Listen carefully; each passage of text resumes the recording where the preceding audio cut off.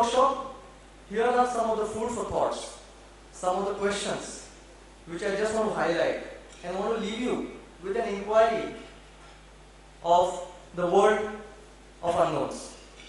And those questions are: India provides the developmental assistance to other developing countries. Why aren't we providing rupees? How far are the days when many foreign companies issue rupee bonds in India to finance the investment in their country? Example, a Zimbabwe infrastructure company issuing rupee bonds in Mumbai. How hedging program of companies change with rupee internationalization? Because that will mean a complete shift in the epicenter of risk. And maybe Almas in the business of risk management consultancy may have to shift the base or reinvent the business model. The Reserve Bank of India now allows resident importer to raise trade credit in rupees. The lender in turn can hedge forex risk with an Indian bank. Will that impact the cost of finance? Will it be a reduction in the cost of finance? What it means for the risk management?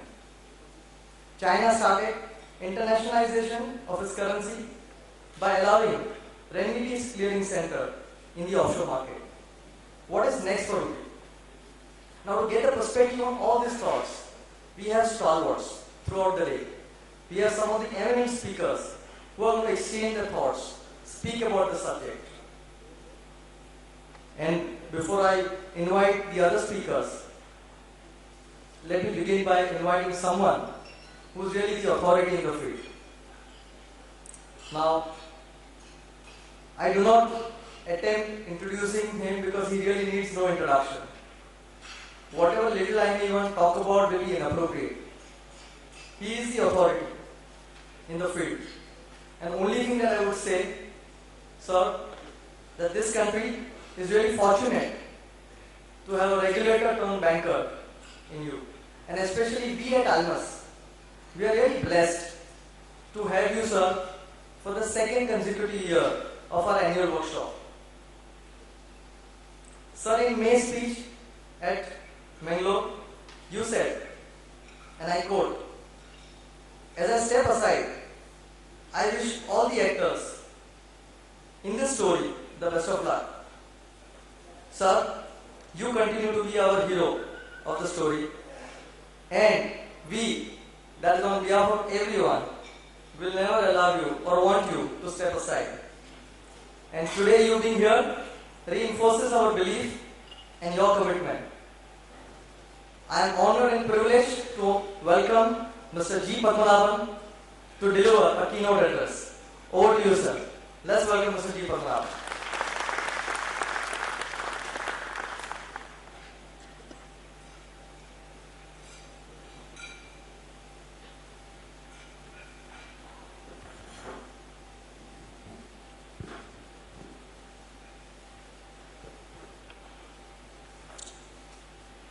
Very good morning, all the dignitaries, ladies and gentlemen. Well, I tried to honestly to get away from accepting this invitation which Venkatesh would never agree to do. Because there are two issues. One is, I think, there is no point in you hearing the same person over and over again. And the other point, I think Praveen just mentioned as he came in, this is an issue on which I have spoken extensively in the past, and just because it's a different venue, or from a central banker I have now become a commercial banker, or because the government at the center has changed, I cannot have fundamentally different views as far as the subject is concerned. So I must start by alerting you that some of the things that I may be saying must be something which I have said before, which I have read before, but nevertheless I thought it would be interesting if I could just put my thoughts together both on the issue of internationalization as also the capital convertibility, and then leave it to the rest of the experts to take it to its logical conclusion. I know that there has been extensive debate about whether we could have an alternative currency to US dollar. That was the starting point of all this. Following the financial crisis, whether the entire world is too much dependent on the US dollar and the Fed, and when the Fed sneezes, the rest of the world catches cold. Now, interestingly, as it was mentioned, these debates have also coincided with the Chinese authorities taking a number of steps to bring about greater internationalization of the renminbi. Now, this clamor has started in India also. It is gaining momentum, and as it was said, Reserve Bank of India and the government have taken certain decisive steps towards this direction. In fact, as I was preparing to speak to you, I was given a write-up by Venkatesh, and I was fascinated by, which is the background to this seminar, and I was fascinated by what it contained. Now, it read something like this, and I quote, "The liberalized scheme allowing companies to borrow in foreign currency from abroad to meet their capital expenditure and the loan repayments with interest, foreign investments in India over long term by way of FDI and short term by way of FII have all contributed to pulling rupee exchange rate conspicuously on either side.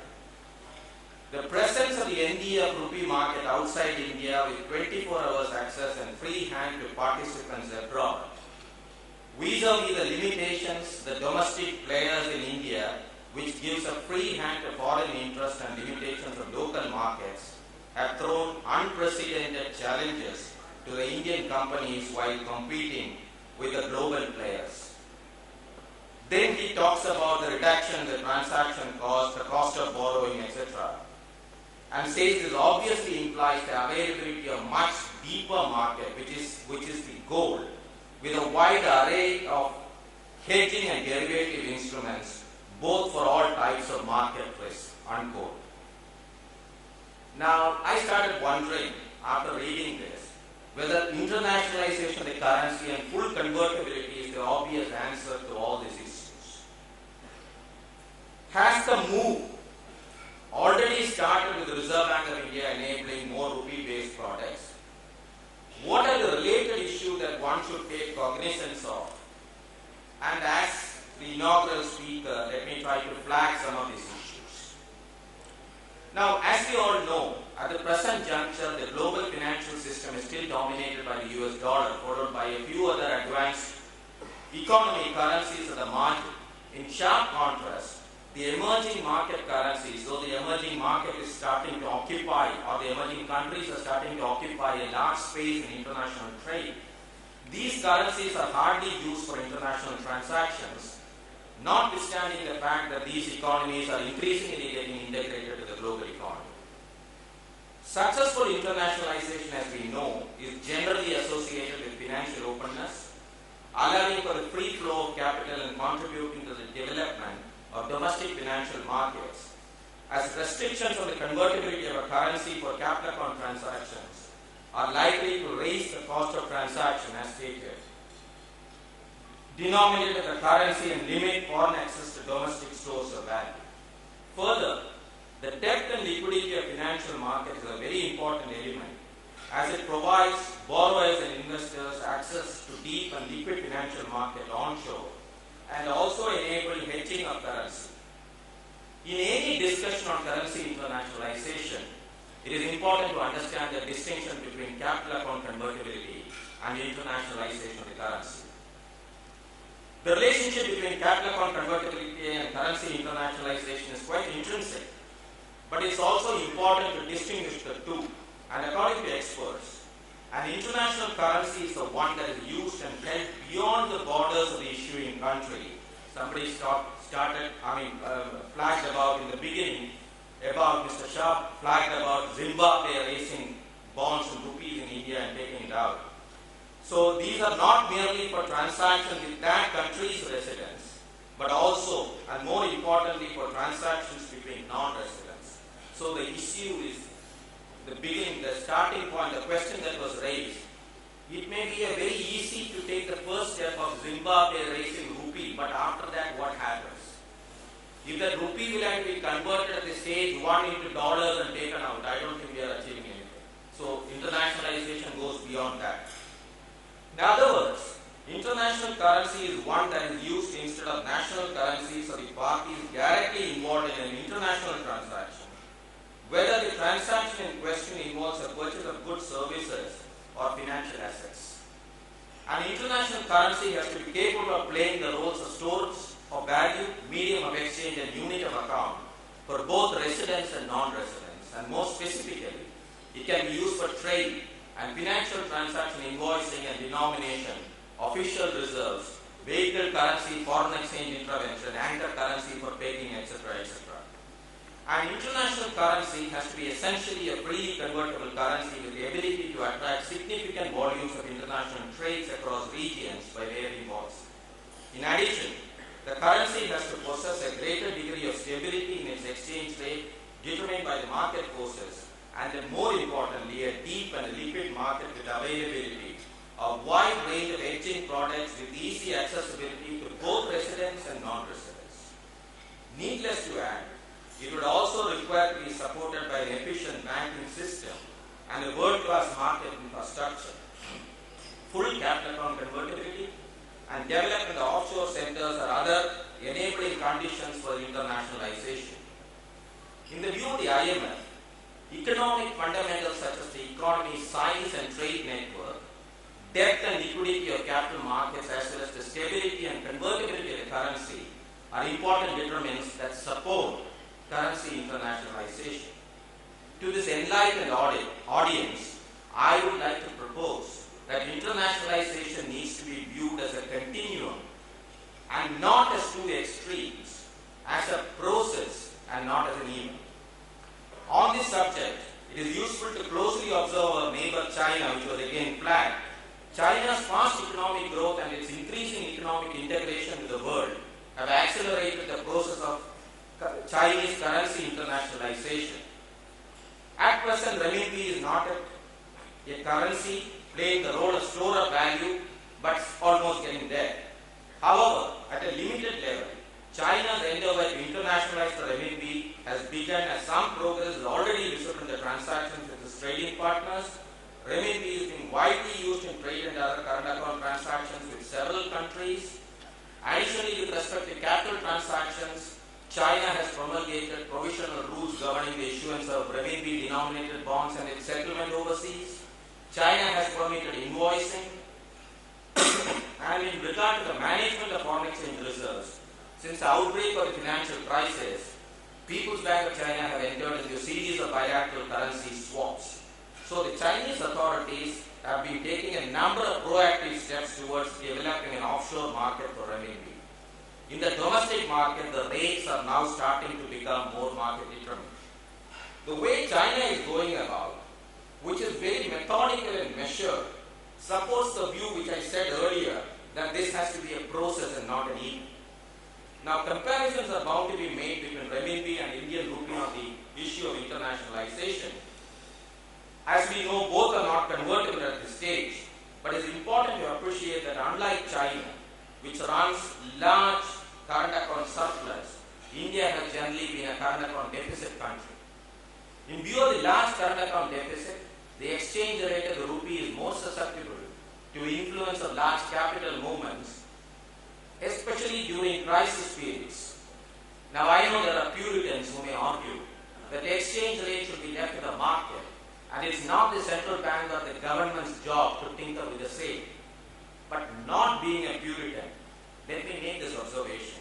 The true or practical aspects of foreign exchange market is sometimes stranger than either theory or fiction. This does not mean that the country does not aspire to see rupee as an international currency, particularly as we increase our global integration through trade and investment channels. In order to promote rupee invoicing for trade-related transactions, the authorities have already taken several steps. So I come to the specific question, are we ready? Let me ask both the questions. Are we ready for capital account convertibility? Should rupee be internationalized? Sometimes, as I said elsewhere, I ask myself rhetorically, if similar question had been asked in 1991, are we ready for a flexible exchange rate? What the considered answer would have been. These are very difficult to predict. In 1991, our hands were forced by many developments, a currency crisis, global acceptance of the free market philosophy, and so on. Should capital account convertibility or rupee internationalization be predicated by any such developments or events? Surely and hopefully not. But any such debate should also recognize the fact that capital flows first and foremost are sensitive to macroeconomic policy. Therefore, a freely convertible country must have a sound, credible, and time-consistent macroeconomic policy. What does that translate to operationally? I would say fiscal prudence and low inflation. Where do we stand in terms of these parameters? We are certainly better off today than say a couple of years ago. But can we claim this situation is sustainable or it can get only better from here? Most of us would argue or agree that it's too early to conclude that. We also need to recognize that both fiscal management and inflation have their own logic and dynamics in a large, diverse and developing country like India. How optimal will it be to throttle social expenditure and blow up interest rates just to attain capital account convertibility? The second threat emanating from capital account convertibility is contagion and disturbance in the global markets. The brunt of this has to be borne by the domestic financial system, and all of us would agree reluctantly that the financial sector, particularly the banking industry today, is not surely in the pink of health. Therefore, the question of readiness for full capital convertibility or internationalization has to be expanded to several related questions. Is capital control or a non-internationalized currency retarding investment and growth of the economy? Is rupee internationalization solution to all the problems of the real sector? The related question is, where already permitted, how much of transactions get invoiced in rupees? Is any socially useful project unable to proceed beyond the drawing board because the entrepreneur is unable to raise resources either domestically or in the offshore markets? What would be the incremental benefit of full convertibility or rupee internationalization that we are denying ourselves? There is an enormous literature and a wealth of experience and a set of best minds in the industry today present here, so I am not trying to suggest an answer. As I suggested to a different audience, the answer that we arrive at must be based on economic logic, on evidence, and not merely from evangelism or banner waving or pure theory. The path we have to take will have to be methodical, measured, and systematic based on thorough thinking and actions. I hope today's deliberations reach some workable solutions having the best mind in this industry, and these solutions are something which the authorities, the government, the Reserve Bank and the other authorities can take forward. Once again, all the best, and thank you very much for inviting me over. Thank you.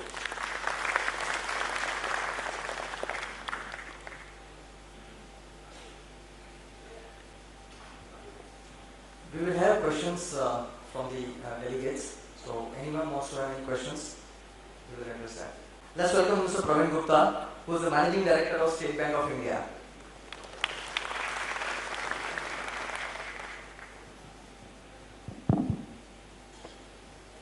Sir, one small question, that too in Hindi. रुपया का अच्छे दिन कब आने वाले? SMS which cannot be how to explain this, but it cannot be shared in public, so I will give it to you privately.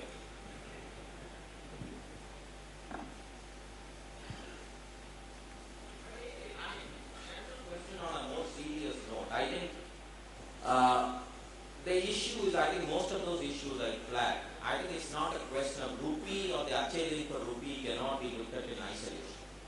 It's a question of getting several things right.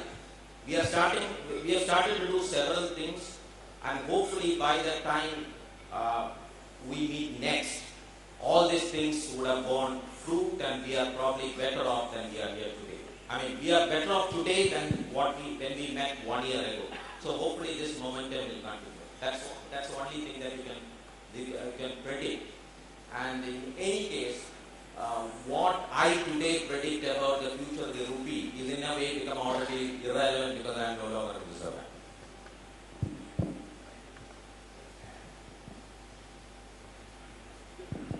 Okay, I think if I can just add to what Mr. Padmanabhan said, rupee has been actually the best performing currency for the last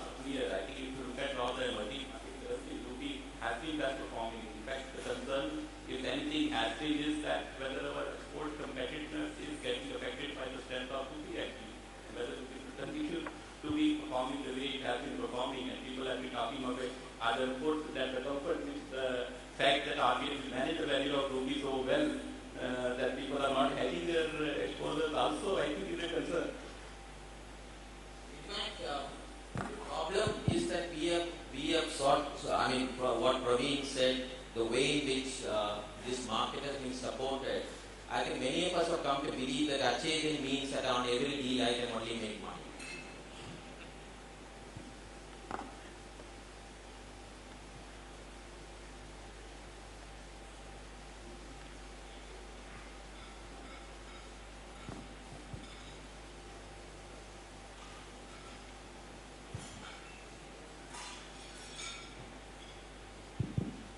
Hello sir, this is Vivek from HDFC Bank. You talked about India going probably the way of China in terms of internationalization. But from what we see, China has around 40% of GDP as FX reserves and can control volatility that has happened, say, like in the last 2 months. We've seen close to $40 billion equivalent of intervention in 1 day. Comparatively, our reserves for that matter are much less. And as we've seen in the past, while oil prices have come down, similar country, Russia, had a negative impact on their economy and they could not control the volatility in their currency, having reserves much more than us. From here on, if say oil prices go up back to the levels which we've seen in the past, what do you expect should be the policy going forward with regard to management of rupee volatility? See, honestly, I think there cannot be a fixed answer to the question that you have posed. I don't think the oil prices going up, how that is going to translate into the market volatility is a factor of not oil prices alone, but several other issues that could happen at that point in time. But you started off by comparing China and India. Now, I was just making a comparison because these are two large Asian neighbors who are trying to move forward, but China is far ahead as far as this aspect is concerned for the very reasons you mentioned. Because basically, their entire foreign exchange reserves, which I flagged, is out of the current account surplus, whereas ours is not.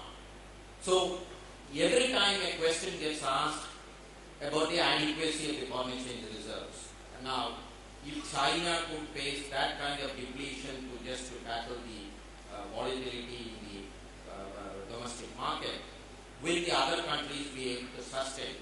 The adequacy of foreign exchange reserves, according to me, is not a statistical number. Nobody really knows. I mean, there have been several statistical theories as to whether it's 6 months imports, 1 year's debt payment, all sorts of theories are there. But none of these theories actually work in practice. What really happens at that point of time is that the answer to the question is just like answer to the question as to how do you know that a bank is solvent.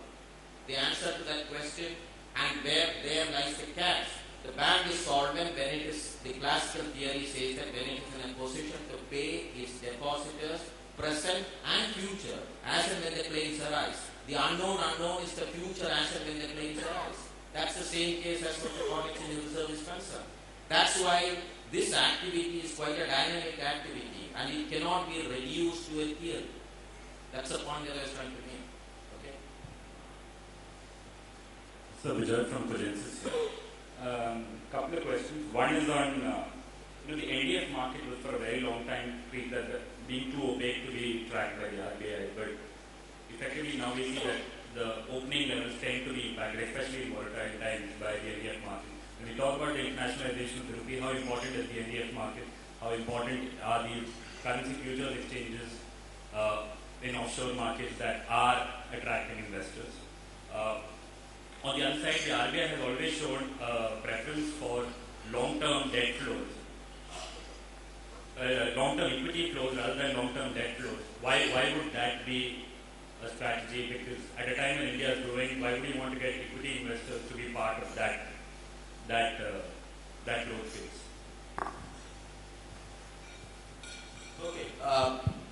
Two basic issues, big issues. The first question is that whether the decision on rupee internationalization has to be predicated on how the NDF market grows. To my mind, and this is a personal view, I don't think so. I think it should be more based on what is necessary for the country, what are the macroeconomic fundamentals, and just because there is an overseas market and ultimately the question of liquidity and the numbers is always a dubious kind of a number. I mean, who really knows what exactly is the number in a market? I do not know. Somebody takes a number, quotes a number, somebody quotes a number which is 1/4 of that, so nobody really knows what is the number. But having said that, to panic, to get into a panic about the NDF market and take a decision on capital account convertibility or rupee internationalization, to my mind would be the probably the worst possible step that we can think about.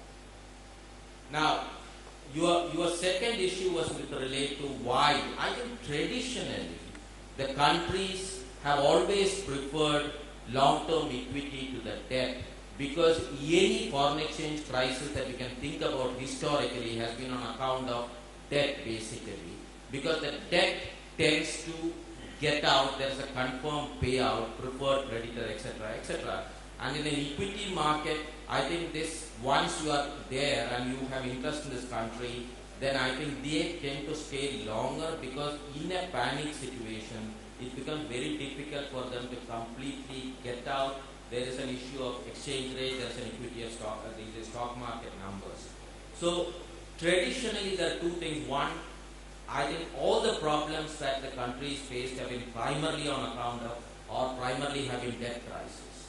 So it's a borrowing, over borrowing that has always been a concern rather than somebody, the domestic corporates borrowing overseas and creating a commitment has been a bigger concern rather than protecting the interest of the overseas investors who come into the equity market. But having said that, now the difference between the two on account of various derivatives and other obligations that are being set up are getting blurred. So there is a different thinking as to whether we should be completely tight-fisted as far as debt is concerned or we should be gradually opening up. I think Reserve Bank and the government are moving towards the latter, where they have announced that gradually these things are going to be opened up. I stop here. So just a question, Chinese central banks are encouraging the offshore centers for the RMB market. What is the Reserve Bank of India approach when it comes to the overseas markets? From Reserve Bank is coming, no? Please ask them. I am with Bank of India now, not Reserve Bank. Sir, you did mention. Academic, this thing. Let me ask you a couple of questions. When China did this, the structure of the domestic market, the way in which domestically the freedom was being given in the Chinese foreign exchange market was different from the other countries. So some of the problems that we face in asking or following up an issue is that we tend to cherry pick. Now you need to understand this whole thing in a whole perspective. Now complete freedom here, complete freedom overseas. You talk about China. There are other Asian countries which experimented by encouraging this and then got back. Korea got into problems in completely integrating the domestic and the Indian market. So there are examples to say on either side, but we always tend to support a point which we want to support. So there I stop. Sir, you did mention, yes, internationalization of rupee is a process. I do understand that. The purpose of this workshop was to set that process on, and we are not expecting internationalization tomorrow. Having said that, the question comes to my mind is that as related to trades, exports and imports, particularly small and medium segment. Now that you are a commercial bank, you are heading this as a chairman. There is lot of issues facing SMEs. See, considering the volatility of 2008 and 2013, when the rupee moves from say 53 to 68, some of the business is not able to sustain that. Okay. So in that direction, Reserve Bank, Commercial Bank, fortunately we have MD of State Bank of India, what we can think and how we can felicitate this sector to manage this risk. You know, I'm not telling it is the responsibility of Reserve Bank or the Commercial Bank to manage the exporter risk. The lighter way is, after now I have retired, he will retire and both of us will set up a consultancy. Now, I think the SMB part of it, I don't think it's a question of SMB. It's a question of, I think the thumb rule has to start with every organization, irrespective of its size, will have to decide for itself what are its risk tolerance limits.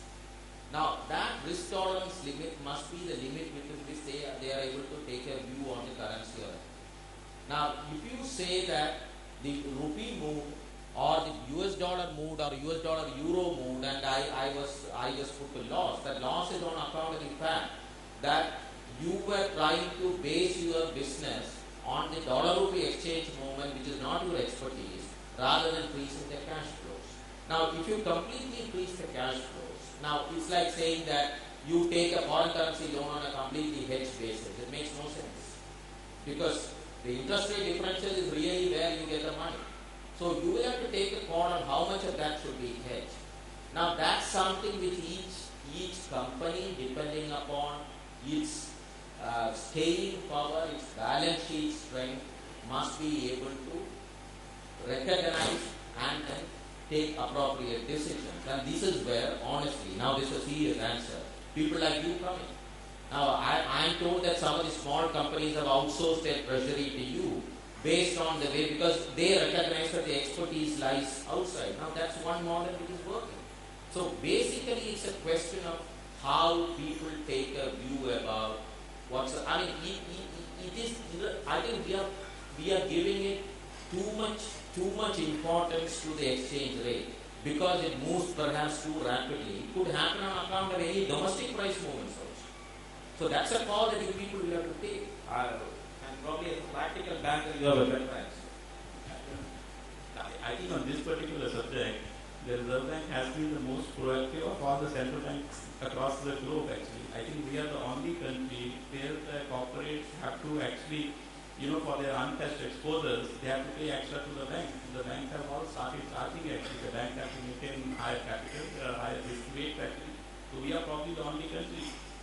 So that basically underlines the importance which the Reserve Bank attaches to the whole question of corporate exposures being hedged by the corporates and they are not paying too much money. As Mr. Padmanabhan said, it's a call which each customer has to take depending upon their risk appetite and their staying power.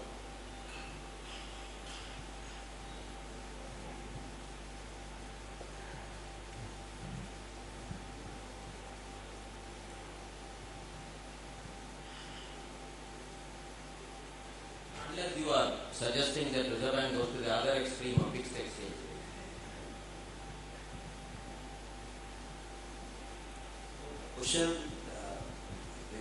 The question what I asked particularly that how the financial market facilitate the trade, especially SMEs, because they do not have the expertise.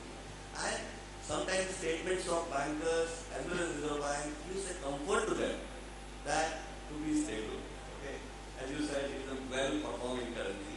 All the statements that I just said got a so the treasury when you compare, more and more it was easy at Padmanabhan just mentioned stable currency. Few years back, rupee used to move 2 to 3 rupees. It hardly matters. Now it ranges to 8 to 12 rupees. And we see exporters are suffering, importers are suffering. Finally, we see that this is a very, very critical area. Any international trade guy needs to focus on. Okay? And bankers, commercial bankers, they lend their money.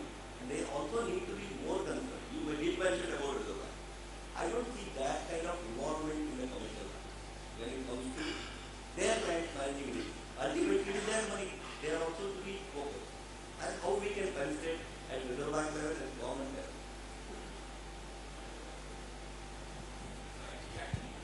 I can add to what you said earlier.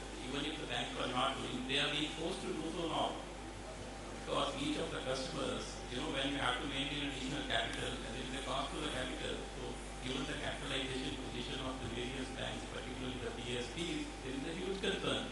So obviously, I'm sure within most of the banks these days, a question asked actually that why we need to maintain additional capital because the customer has not hedged the exposures. So I think the banks are already being forced to do that. So I think in a way it is helping the banks also, it's helping the customers also.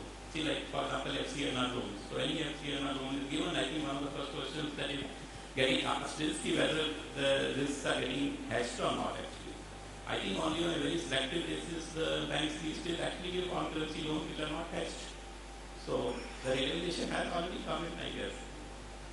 See, I think probably the indirect message that you are trying to convey, and let me try to guess what you are trying to say, is that possibly the SMBs, while dealing with the banks, are not getting a fair deal in respect of rates and other things like that. Now, I would like to say that we are talking about two different issues.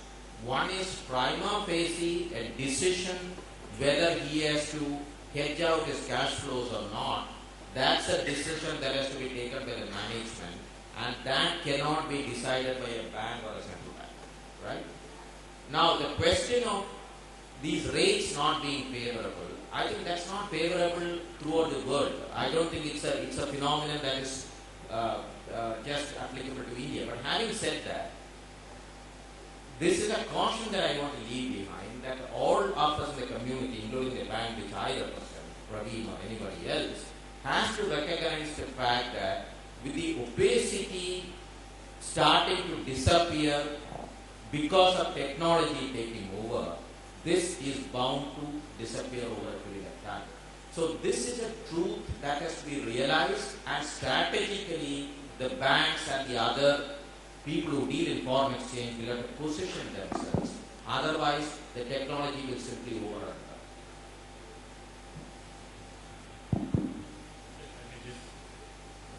If I may just get another question. A lot of corporates have now sizable size treasuries. How important, during your stint at the RBI, how important was it to keep an eye on them? Because at a certain point of time, they tend to be as big as some of the smaller state-owned banks. So how big is that as an issue? And when we're talking about hedging data for, there was a point when RBI was talking about collating the data of unhedged foreign exposures and foreign exposures of companies. Is there actually a database that was being built in the RBI that could be accessed, because that would be like a central repository for large loans? The issue of the database, let me start with that first. The database is something which was being built, but everyone recognized from day one about the inadequacies of that, because an unhedged position can change by seconds. Now, it cannot be added on a particular day. Now, that's a problem. But having said that, these numbers throw up a general trend, and the trends are important to understand how that is moving. That's the first part of the second is a little more controversial. Now, the question is that if Reserve Bank, if India is concerned about the open positions and the interest rate risk run by a bank, which is of a 1/10 of the size of a corporate, why should Reserve Bank of India not have a call about what's the kind of positions that are run by the Treasury? Now, there are legal issues also involved there, but what is happening is that in the Reserve Bank of India, I presume, you can cross-check with people who come in later, is that they have a general idea about what is happening, even in the big treasuries. It may not be something that they call for officially or anything like that, but they have a fair idea of what is happening. That's number one. The second issue leads to a more interesting question that probably you people can debate, is that has time come for these treasuries also being inducted as limited authorized dealers and given a license so that everything can become official? A provocative question. I choose to leave the question and not give you any kind of hint about the answer. My name is Mohan Bhakta. I am from Weissman Forex. I want to ask a basic question. Is internationalization of rupee a goal to be pursued at all at this point in time? And if so, what are the objectives? Probably end of the day you'll get an answer. Just an inaugural speech, so I can only raise issues. So end of the day, probably we would expect the audience to come sort of, probably a poll can be done to find out whether it's a desirable goal to be pursued. See, the point that needs to be understood is, where do we want to go, how do we want to go, how quickly we want to go. That we want to go is clear. We don't want to be static. We want to be moving along. But where do you want to reach, how quickly you want to reach? Like one day, Britain woke up, threw out exchange controls. It worked. So is that the way that we move forward? That's one method. So that's where the best brains are here. So I go away, and at the end of the day, I will probably talk to either Venkatesh or Anand or Praveen, and to find out what was the consensus. Then probably in the next seminar, I will make a comment on that. But I tell you, there are no yes or no answers to this. Because nothing is static. Things will have to move. The first question, let us go back to the first question. Have you been completely closed door as regards the debt limits are concerned? Now the kind of opening up that has happened, I think it has been considerable.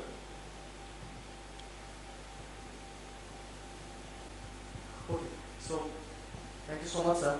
And as usual, you have always been the guiding force as far as the foreign exchange market and the financial market is concerned. And your straight and crisp directions really sets the tone for the entire event that we intend to organize throughout the day. And we will continue to look forward to your guidance, sir, as a banker, as a regulator, and as always, someone who is a well-wisher. Thank you so much for your time. You have managed your time from your busy schedule, and being here means really a great to us and all of us. And thank you so much, sir. And may I request Venkatesh Vijur to felicitate Mr. Chief Admiral.